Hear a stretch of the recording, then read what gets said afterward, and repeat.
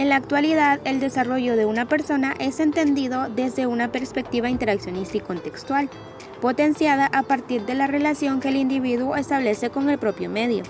En este campo de la psicología se desarrollan aspectos como la personalidad, que es aquel conjunto de características cognitivas, conativas y físicas que determinan la conducta habitual de una persona y lo hacen diferente a los demás.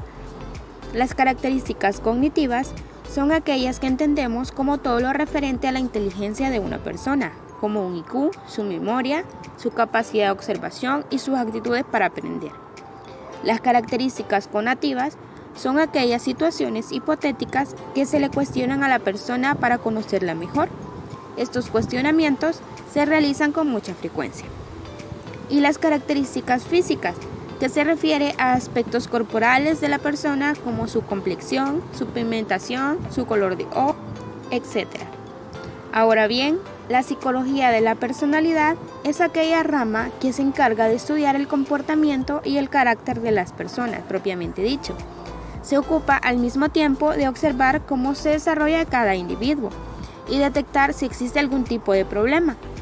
Dentro de esa rama se encuentran algunos autores destacados que veremos a continuación. El psicoanalítico de Carl Gustav Jung nació en 1872 a 1961. Fue un médico psiquiatra y psicólogo suizo del siglo XX. Es conocido por haber sido el padre de la psicología analítica, en la que planteó que la mente de una persona sana tiende al equilibrio. En 1928 lanza su libro de las relaciones del yo y lo inconsciente. La teoría de la psicología analítica parte de la existencia de un inconsciente colectivo en la psique de cada individuo, de modo que la conciencia ligada al yo no solo ha de vérselas con los contenidos propios de lo inconsciente personal, los complejos personalizados en los que Jung llama sombra, sino con todos los contenidos transpersonales que moran en nuestro interior, los arquetipos, la relación de este yo, un complejo entre los demás, pero dotado de conciencia, con lo inconsciente colectivo a lo largo de la biografía, constituye el proceso de individuación o autorrealización psíquica. Este proceso, entendido como una articulación de opuestos psíquicos que se presenta en forma de conflictos, compensaciones y complementariedades, consciente en la diferenciación consciente por parte del individuo de dos grandes sistemas de opuestos, individual, colectivo y consciente inconsciente. Dentro de esto se incluye externo, interno, antes, después, sí, no o cualquiera de los opuestos que la conciencia establezca para configurar una realidad desde lo real. El estudio de la personalidad se formalizó como una rama de la psicología hasta finales de la década de los 30, gracias a 3 manuales y sus correspondientes autores, los que contribuyeron a su consideración de disciplina científica. Continuando, les hablaré un poco sobre la teoría de Skinner, conductismo y condicionamiento operante. El conductismo es una rama de la psicología que, como su propio nombre indica, se basa en la observación de la conducta y el análisis de la misma. El conductismo surgió como contraposición al psicoanálisis y tenía como objetivo proporcionar una base científica, demostrable y medible a la psicología.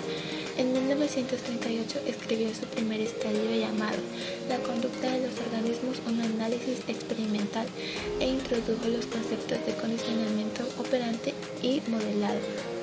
Creía que la mejor forma de comprender la conducta humana era comprobar las causas de una acción y sus consecuencias. A este planteamiento le llamó condicionamiento operante, en el cual se requiere un aprendizaje sobre lo que ocurre después de la conducta. Por ejemplo, en el experimento de la caja de Skinner, la rata aprende que después de pulsar el botón recibe un premio. Podemos distinguir dos tipos de refuerzos en la teoría de Skinner: refuerzo positivo, que es el elemento que actúa a modo de premio, y refuerzo negativo, que es el elemento que nos genera una respuesta de dolor, desagrado o incomodidad. Lo cognitivo de Gordon Allport. Se trata de la percepción del sujeto de sí mismo como ser integrado por diferentes características, experiencias y deseos, siendo la autopercepción de un ser diferenciado. En la teoría de la personalidad se considera que esta percepción de la propia entidad está formada por diferentes factores.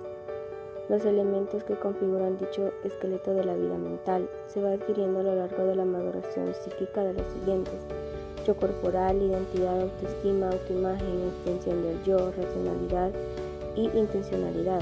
La estructura de la personalidad es un elemento que puede ser entendido como una especie de sistema organizado que genera patrones conductuales a partir de la personalidad del sujeto.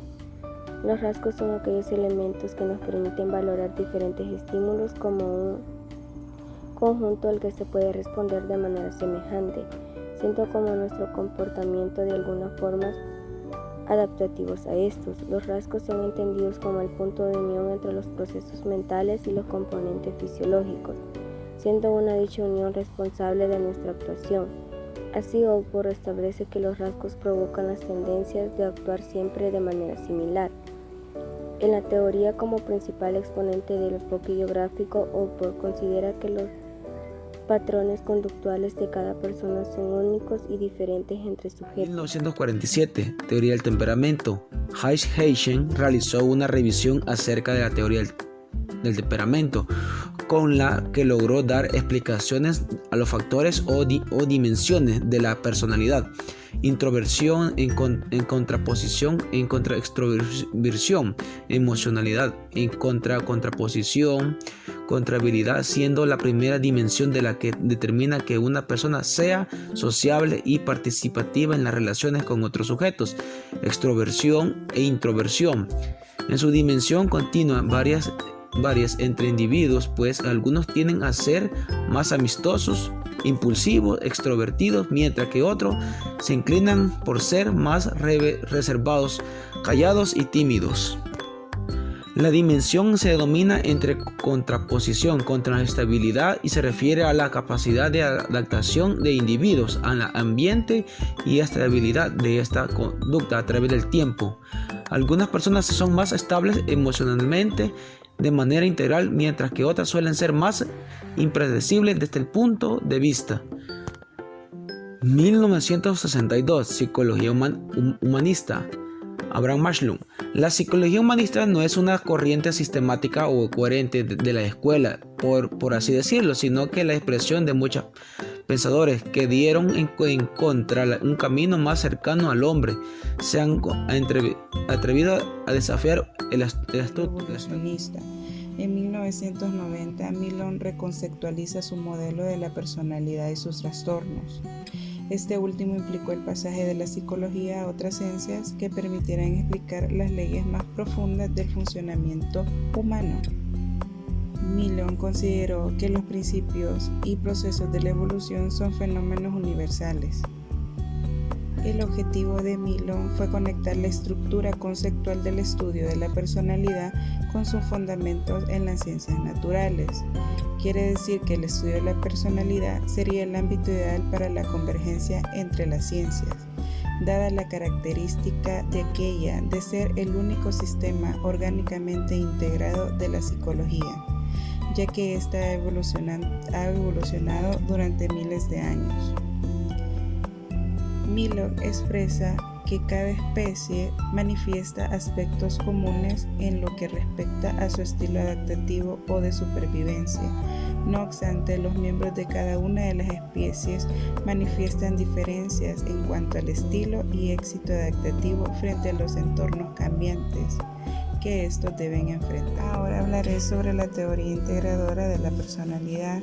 Su idea principal es que se interesa por conocer la estructura básica de la persona, como también su dinámica y cambio. Ambas cosas son imprescindibles para entender el funcionamiento de la personalidad. Se ha denominado 5 grandes rasgos de la personalidad que pretenden dar cuenta de la personalidad del individuo. También la personalidad incluye el temperamento, el carácter o la inteligencia. Las características de este modelo de teoría es que la personalidad hace posible la integración de varias teorías.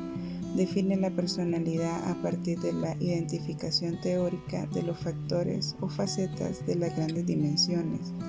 También fundamenta la comprensión de la personalidad desde un enfoque evolucionista. Y esta también ofrece un modelo de rasgos que incorpora los paradigmas actualmente activos. También son el resultado de integrar diferentes elementos de las teorías precedentes.